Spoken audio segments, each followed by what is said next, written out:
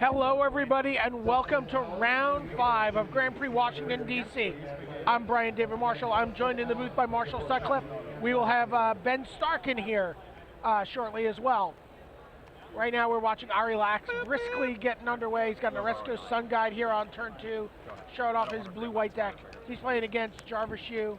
Jarvis is blue-green. This is a color combination that people seem to feel is the best color pair for sealed deck. Yeah, it is the best color pair both in sealed and in draft. It just offers the best combination of threats and reasonable answers. I mean, you don't get hard removal in these colors, generally speaking, but the bounce and tempo effects from blue complement the big green creatures really well. We'll see about bounce here because Voyaging Satyr on turn 2 for Jarvis can do nothing about the Oresco Sun Guide with an Ordeal of Thos on it. Ari Lax is going to gain 2 life. You see he's got a die on his deck to remind him about his Inspired Trigger. No shame there. You know, there was a time where players were embarrassed about stuff like that, but you know what's really embarrassing? Forgetting your upkeep triggers. Absolutely. So this is a huge start for Ari Lax, by the way. He's got the 2-drop into the Ordeal. Look at how Jarvis has his creatures. I thought maybe there was a... I thought it was hiding in the trees there? Yeah, well, I thought maybe he had a some sort of bounce spell. Yeah, sometimes something like a Grip Tide or whatever. And the big follow-up play here for Ari Lax is Nyx-Fleece Ram. Yeah. and then we see a Horizon Chimera. So you know he has his Voyaging Satyr down in his mana row. Creatures parallel to lands is the way he's playing here. That's right. Now this is interesting. Wow, another good one here. Wow. Blossoms. But he really has a big issue here with this Oresco Sun Guide. He's drawing a card gaining a life, so you know. 24. He's scratching his way back into this. He's going to need to find something, though, to get in the way of a 5/5, and Ari Lax is going to be drawing here. He's going to have Sea God's Revenge. Okay. You know, he's going to have... I mean, it's too late for the card. Well, you know what? He's going to to draw the cards. He's got to let him have that, huh? He's got Voyage's End. You know what I mean? He's got all those kind of cards. Let's see. Actually, let's see what he does have. Yeah, I mean, I want to know what he has, because he doesn't have it in his hand. Like, right. There's no Voyage's End or Grip Tide floating around his hand. He does have a Sea God's Revenge in his deck. He does have a Wave Crash Triton. I'm assuming that was Excoriate. Ari put it off camera pretty quickly, but yeah.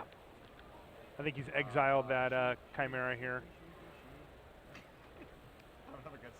He's got a couple Sudden Storms in Jarvis's deck. Yeah, he would have liked one of those at some point here, but hasn't Hubris. found one. I wish that were. Boss's Ire. Oh, really? Yeah. Interesting. 6 mana. Archetype of Imagination. Draw a card. Draw a card. Wow. So Jarvis looks to be in really good shape for the long game. Yep. Eidolon of Blossoms flies over the Nyx-Fleece Ram. Gain 3, though. Jarvis is down to 10. Yeah, and he's facing a 5/5. I mean, lucky for Jarvis, the follow-up play was basically a non-play from Ari Lax. Right. With the Nyx-Fleece Ram, which can attack. It just doesn't have any power currently, and Ari seems to be flooding a bit here.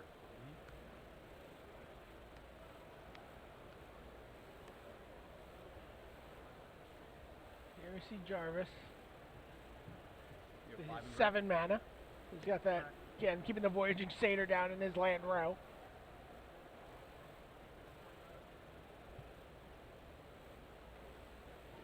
Is that a Colossal Heroics he's running?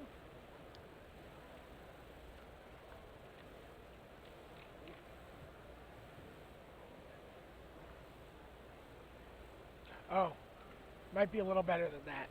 Citizen Tactics? It may be. He has one in his deck. Unfortunately for him, he's outclassed currently. Yeah. And fighting a 5/5 is pretty rough. He really needs to find a bounce spell to get that stupid Oresco Sun Guide and held at bay. I think he's going to go for Sudden Storm here, he is though. going to Sudden Storm. Yeah. I mean, he's doing a nice job of attacking in the air, but Ari's gained a lot of life from that Oresco Sun Guide every single turn since it's hit the battlefield. It's gained him 2 life. And the Nyx-Fleece Ram is adding up to quite a bit, too. As you see, Ari's at 18, even though he's taken 5 for the last 2 turns. Okay, so we're going to see a Retraction Helix here from Ari Lax, and I think we're going to see a Sudden Storm in response. I mean, I don't know how much he cares about... He might want to draw a card. Retraction Helix here. He is going to go for it. Yeah. I mean, what was Ari going to Retraction Helix here that was, like, super important? The Archetype? Oh, but God's Willing untaps is going to protect the Oresco Sun Guide from the Sudden Storm. That's a bad, bad thing. But it does mean that the Nyx Fleece Ram does not get to tap anything down or bounce anything, meaning that the Voyaging Satyr can still chump block the Oresco Sun Guide, and it looks like he needs to. Both players get to scry here. One of them from Sudden Storm, which still does resolve because it has one legal target. The other one from the other thing. Oh my gosh, Faded Infatuation on the Nyx Fleece Ram. He's like, yep, it's good. One blue for the... Untap. Yep. This is gross. 22. Draw. Gain 4 here. Another Retraction Helix. All right, so that was the plan. I mean, what was I was trying to figure out why Ari would make Faded Infatuation on his Nyx Fleece Ram there. Right. But it's just because he needed a target for the other Retraction Helix because he knew that he was going to be swinging for lethal damage. So one too many tricks there from Ari Lax for Jarvis. Both of those decks look pretty good to me, though. I don't know. I definitely have an issue with Ari having such a blazing start, but then end up playing a Nyx Fleece Ram. Sure. I like Nyx Fleece Ram, but I mean, doesn't really pair up with the Oresco Sun Guide very well. I mean, I'm looking. Oh, yeah, he's got kind of a weird deck. He does have like a Shipbreaker Kraken. Ari does? Yeah, he's actually not as aggressive as we might have thought he was early on. He just happened to have his ordeal that time. He's got Oracle's Insight. He's got double Retraction Helix. All right, so yeah, he's got 2 of those Sun Guides, though. He's going for value. I mean, Sun Guide's fine. 2 Acroan Mastiffs. Oh, by the way, check out some new cards in play here. You know, if you've gotten your, you feel like we've explored Theros. Well, Pro Tour Magic 2015 coming up August 1st through 3rd. Portland, Oregon, Standard constructed. How are these cards going to shake up Standard? What's core set booster draft going to look like at the Pro Tour level? We've never seen that before. Garrick looks mad. Yeah, he is not a happy camper. Testing must not be going well for Garrick. Yeah. But again, just looking through this list from Ari. Sigiled Starfish, Triton Cavern. So this is actually just not his deck's not super aggro. He just happened to draw his ordeal. Right. That's what happened there. Because, I mean, those Oresco Sun Guides don't have to be in an aggressive deck. They can also just be the 2 drops that you need. 2 Retraction Helixes. Right, and just the 2 drops that you need to make sure that you're not getting ran over by a potentially aggressive player. So I like that. I like Ari's build. I think that you should make your sealed deck geared a little bit towards the longer game and less all in on the aggro plan. If somebody stops you from it, you're just going to have such terrible later game draws, and your opponent, even just with a normal deck, is going to have better draws than you as you go forward. So Ari Lax, by the way, 29 pro points this season. Right, so where does that put him as far as he needs to find 3 points between this event and Boston. How does that break down? Why? That's because he has 29 points. He wants to get to 32 heading into Boston, assuming he's qualified. I mean, Portland, assuming he's qualified for Portland. And then that would get him 3 points for showing up, which would put him to gold, which would qualify him throughout next year. So he would be qualified for the whole entire next season of all the Pro Tours. Yes. So that's a huge swing. It is a huge swing. I mean, Ari needs a finish. He does. So how many pro points does he need to pick up between now? 3 points would get him to 32. And then from 32, he would jump to 35. I believe he's gold from last year. So would jump him to 35, and then 35 would qualify him for the entire 2015 So how do you get 3 points at a GP? What is that, like a top? That's like a top 8, top 4, 16. Top 16? Yeah. Okay. No small feat. I mean, there's 1,400 plus I mean, he's also got a Pro Tour, that he can do that at, right? He can also go deep into day 2 at the Pro Tour and try to do something, but.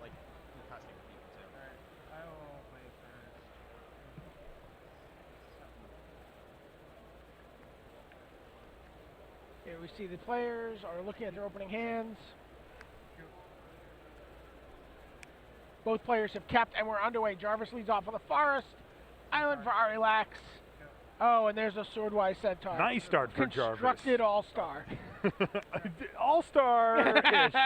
Nice here, though. You have to invite someone from every team. He's one of like, all right. And it's a great card. I mean, really is like, and it's showing part of why it's such a great card here. Constructed All-Star, by the way. Yeah, now we get a real one. But this thing's able to Sylvan attack right through Caryatid. the Sigil Starfish here, which is a big deal. Most 2-drops can't. Always interesting to see how people play the Starfish. Yes. Like, you just scry immediately the turn, you untap with it, or do you wait, pin to the earth, locks down the Centaur. Yeah, this is blue-white control. Yeah, yeah. I mean, Temples, we saw the Sun Temple Guides, Scries. but he's just running the one-of ordeal for value, but it's not the main goal of the deck. I did. So he scried and kept that on top. Forgot that was a rare, man. You know, it'll be interesting to see if Jarvis adjusted post-board for an aggressive blue-white deck. Oh, sure. When he's not really facing one. He saw sort of two ends of the spectrum. He saw 2 drop into Ordeal, but he also saw Nyx Fleece Ram.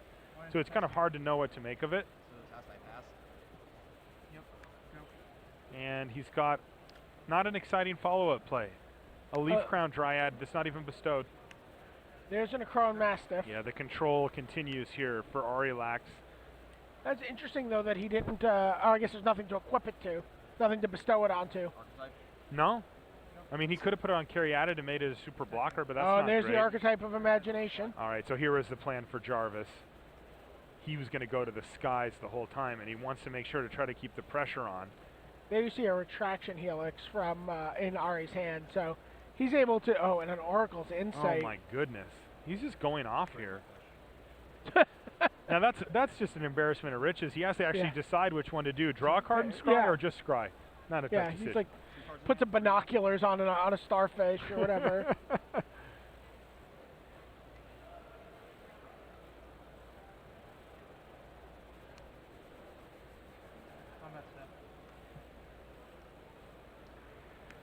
So he taps the flyer. One of the they're flyers. all flyers. They're all flyers.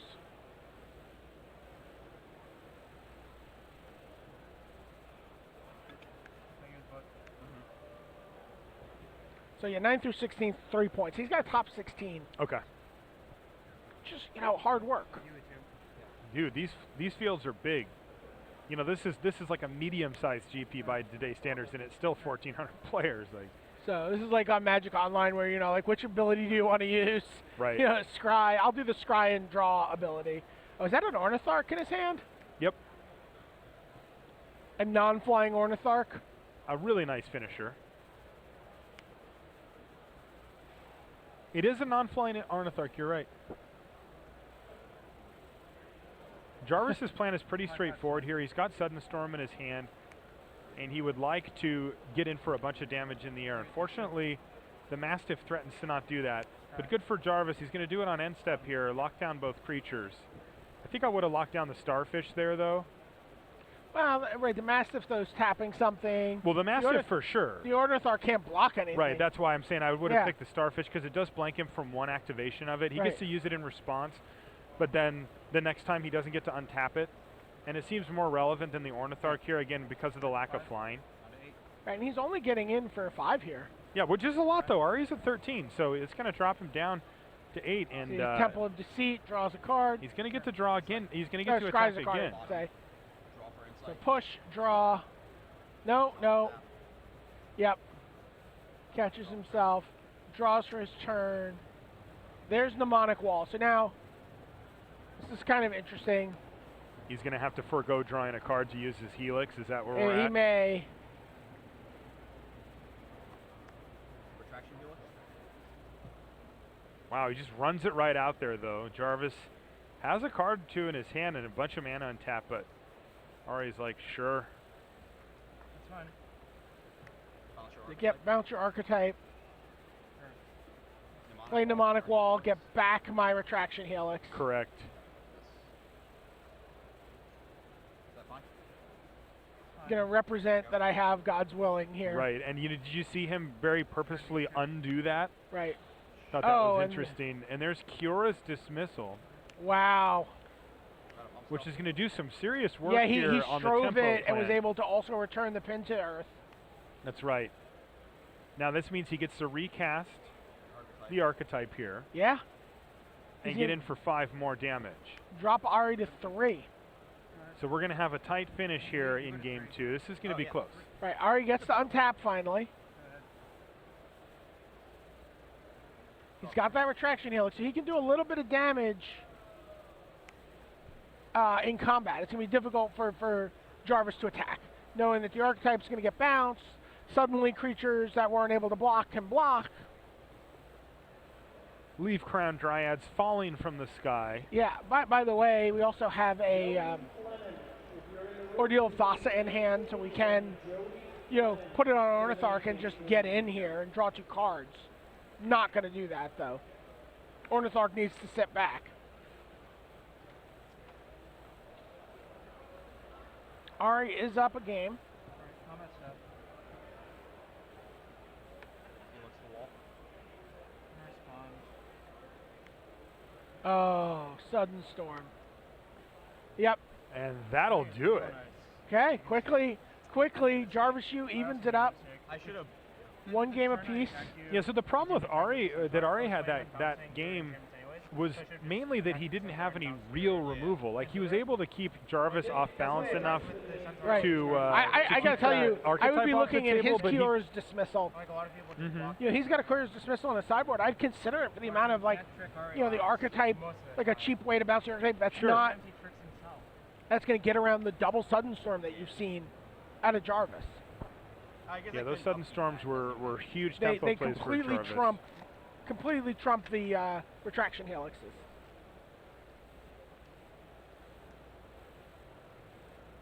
So some shifting around of sideboards here from Ari. Hey, take a look at which players are locked in for the World Championship. That's going to be, later this year. We're going to be in Nice, France. We're going to have the World Magic Cup and the World Championship. Players who are locked in for the World Championship are reigning world champion Shahar Shenhar. I did an interview with him last weekend, and I think we might get a look at it again this weekend. Talked to him about his year. It's been pretty amazing. The World Magic Cup captain of the winning team, Raphael Levy. Pro Tour Theros champion Jeremy Dizani. Pro Tour Born of the Gods champion Sean McLaren. Pro Tour Journey to Nyx champion Patrick Chapin. And Magic Online champion Lars Dom.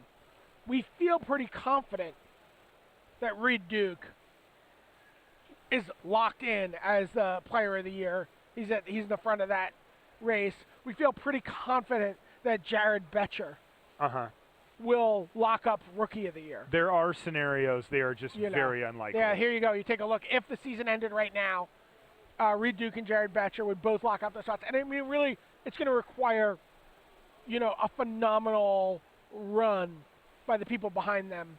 Can Dizani put together some top 8 and get Reed, or? He could. Okay. He could. But I mean, there's some distance there now. And then obviously the Pro Tour Magic 2015 champion, big game. Right. At play there. Win the Pro Tour, become platinum, get to World Championship. It has never been a better time to win a Pro Tour. Yeah. You get or the to money win Rookie too. of the Year. Yeah, or Rookie of the Year. Yeah. I mean, Jared Betcher will, as Rookie of the Year, will be qualified for. I mean, he's platinum, so he's qualified for every Pro Tour next year. Let's take a look at some of the Geo Region slots that are going on. APAC, Li Shitian and Nam Sung Wook. Europe, Jeremy Dizani and Stanislav Sivka. Yamamoto and Yuya Watanabe from Japan. Latin America, Willie Ado and Paulo. So, we've expanded. This tournament's a little bigger. Yeah, the it's Players 24 Championship now, right? and the World Championship have gone from 16 to 24. So what you're seeing are more players here. Reed Duke and Owen Turtenwald. So Reed Duke and Jeremy Dizani appear twice. They're leading their regions, and they're also have other wins. They would have other wins. So right now, those would go to an at-large player, those extra slots. So that's, and then... This is the big one. This is the big one, yeah. This is where the heated races come up. Josh Utter-Layton, Tom Martell, Sam Black, Paul Rietzel, Josh McClain, Ben Stark, and Alexander Hain all getting in there with the at-large bids. Currently, yes. Subject to change. All right. Ari Lax has kept his hand. Cannot wait to get a land into play. Jarvis Yu has also kept his hand. Sun guy. It's turn 2. There's the Sun Guide that served him so well in game 1. No play from Jarvis Yu. looks very similar to his turn one hand, except there's no ordeal. No ordeal. So Arilax gets to gain 3 life this turn. He's got looks like he's got the Ornitharch in hand too. Correct. But Ooh. lands are at a premium. Yep, no third land drop there for Ari. And no play on turns 1, 2, 3, or 4 yet for Jarvis. This should be a sign to Ari that Jarvis has Horizon Chimera in his hand potentially. Yep. Could be a Sudden Storm, but more likely it's Chimera. Oh, Ooh. and nullify the Horizon Chimera. So Jarvis actually gets burned there pretty badly, as Ari couldn't have cast Nullify last turn. And Jarvis decided to get a little bit cute. Yeah, and Jarvis took a turn off from developing his board in other ways. He did not play a Voyaging Satyr. You know, he drew. I mean, there was obviously a different way he could have played that turn. I think you just main phase it. Yeah. Like you're not going to trick Ari, and you're not going to block. Yeah. Yeah. Like it's not like Ari's going to get blown out by that play. Here's the Mastiff. He offers it up. That's fine. Respecting his opponent's ability to have a nullify there. And then you see like Ari kind of pumping the fist a little bit. He's like, does that resolve? He probably said that too. He likes to talk a lot during the match. Yeah. Hubris. Hubris, yeah. Just like a bounce spell there, doesn't? Yeah, really not an amazing use of a bounce spell, but it's actually why I don't like Hubris as much as I like some of the other bounce spells in the format. It's gone down a lot for me. Yeah. This is actually like very distracting. We probably should not have this on right now. It is no. Would you like to take a break until they turn this off? It's not the black removal spell. Feast of Dreams. Like, No, it's not. It's also no voyages end. Arilax just waving his hands like a Muppet. A Muppet-like gesture. 32. And Jarvis just ships a turn back again here with, what, 6 mana available now? Wow, he must be short on creatures. He must have had one of those draws. It's all I mean, I spells. see 2 Sudden Storms. I see a Cura's Dismissal. There you go. From these two? Sure. Let's try it. Yeah. And he's actually sudden storming in many ways to I scry see here. a Feral Invocation. John, Yeah, he we needs a hear you. creature. He's digging for And a I don't know what creature. that last card is, but it looks like I think it's. I is smell a spell. is it archetype? Oh, it could be. Probably just would have played it though.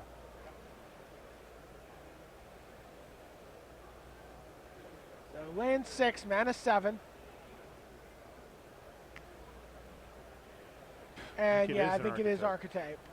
No. Oh. It is a spell, Eternity Snare. Okay, that makes more sense. 33. The little green-blue control from Yeah. Jarvis U. Not the best place to be with. He had Sudden Storm that he just played in one in his hand as well. And it's really not that great. Yeah, here As a comes control card, you really want to use it as an aggressive or at least a tempo play to help get your creatures in.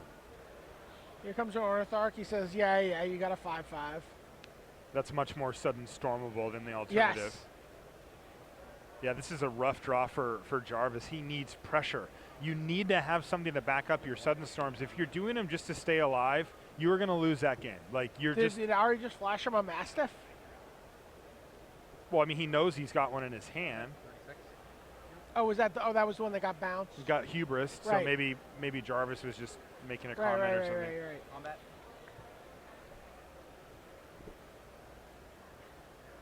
Attackable. Block. Sure. Right? Feral Invocation. He's like, yeah, I'm at 36. I don't really care. I don't think Ari You got cares it. that much. And he made a 3-power creature against a Nyx Fleece Ram anyway. And Arilax looks to be in great shape thanks to Ornitharch here applying the big beats. And Jarvis, you having to use up his tempo plays and not develop his board. He's also flooding a bit here too. 9th mana, 8th Yeah, land. his opponent's at 36. He has a creature that can't even attack. He's going to have to burn a Sudden Storm here just to stay alive. Pushes.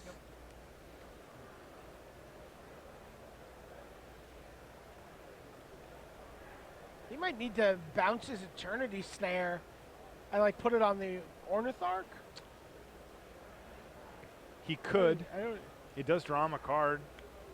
Demonic Wall. Gonna get back Nullify? What is he getting back? Nullify. Ugh. That's yucky. Now that Eternity Snare play is out. It's an aura. I mean, it was never really It was never in good. comfortably. It was kind of knocking on the door in the rain. It was. I mean, it would keep him alive with muddy for a turn. boots. Yeah. What is Jarvis going to do here? He is so far behind. It's always miserable being the, having a bunch of tempo plays in your hand and nothing to back him up. He's taking the snare back. Yeah. The only real out I see is building a time machine. Yeah. Mulliganing. Yeah. So he does get to do snare here, though, because nullify while in hand for Ari. He doesn't have the mana to cast it, so he gets to snare down the Ornitharch, draw himself a card, and put himself to at least not dead. Though Ari can have a number of cards that would kill him. Is that right? Yeah. Is this Stratus Walk? No, Thassa's Ire. Sure. Interesting. He doesn't have quite enough mana even after all those extra mana, or those card draw to So he decided he wanted do what to he force wants. this into play more than he wanted to get that Eternity Snare. Yeah, I mean, this is just much better because he gets to use it twice, Yeah. per turn. This could get actually really interesting. Triton Cavalry is going to hit the Card I battlefield really here. like. Yeah, I think it's okay. Underrated. One card in hand. Eh, properly rated. Maybe a little underrated. A little underrated. Although in Ari's deck, it does seem quite good. We've seen him have Yeah, multiple ways to target Yeah, it. it becomes undo with a retraction helix a lot of the time. Yeah. So that's interesting. Now Ari's got an Excoriate in his hand, so he's going to be able to get rid of the Voyaging Satyr, which actually matters quite a bit here because he needs to be able to attack, and he has enough creatures to attack with. It's just Jarvis can lock down the important ones and then block the other ones with his Voyaging Satyr, and Ari can make that so that that is not an option. Is he offering up Eternity Snare? No way. He can't just let it get nullified and tap that much mana, I don't think. Like, yeah, the mana's more valuable just as Thassa's Ire. Right. I think if I just like play Chimera on my main phase. I mean, he loses this game currently, how the board sits with that.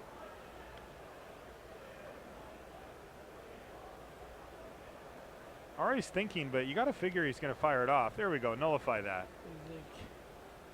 Yes, I still had it. Yeah, and does Jarvis have another land that he can play here? No, he does have the Satyr, so he does have 4 mana available. He's at 5. It feels like He's going to get dead. attacked for 6 here, though. Well, he has no blocker for the Ire. Yeah, he can't use the Satyr and block. Yeah. Right. So he's pretty dead here. He's BDM. dead, yeah. Yeah. I think RA just says go to attacks. And that's going to do it. Jarvis, you falls to RA. Well, Ari's 2-0 with that thing. His deck's got a lot of play. I was just going to say that. It's got a lot of play. Like, he's got a lot of